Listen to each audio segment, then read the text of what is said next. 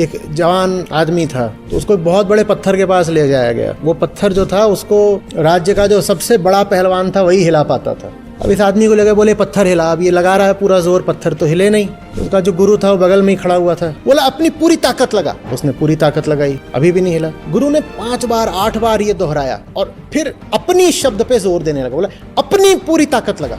अब शिष्य सुन रहा है, अपनी, वो अपनी से यही अर्थ समझे कि मेरी माने इस देह की, ये जो जीव है इसी की। अंततः गुरु ने भी अपने दोनों हाथ लगा दिए, पत्थर हिल गया। गुरु ने कहा तुझे कुछ बात समझ में आई? तू आत्म शब्द की बहुत संकुचित व्याख्या कर रहा था। तू अपनी माने समझ रहा था तेरी, जबकि अपनी का अर्थ होता है तेरी और मेरी। तेरी ताकत में ये भी शामिल है कि तू मेरी ताकत भी मांग ले। तू मेरी ताकत को पराई मान रहा था ना, इसीलिए तेरी ताकत पूरी नहीं बैठ रही थी। तुझमें व्यक्तिगत पुरुषार्थ की भावना बहुत ज्यादा है। तू अपने पराये में ज्यादा चल रहा था, इसीलिए पत्थर तुझसे हिल नहीं रहा था। जब मैंने कहा अपनी पूरी ताकत लगा, तो पूरे का अर्थ ये होता है कि तेरी भी और मेरी भी। समझ इस बात को।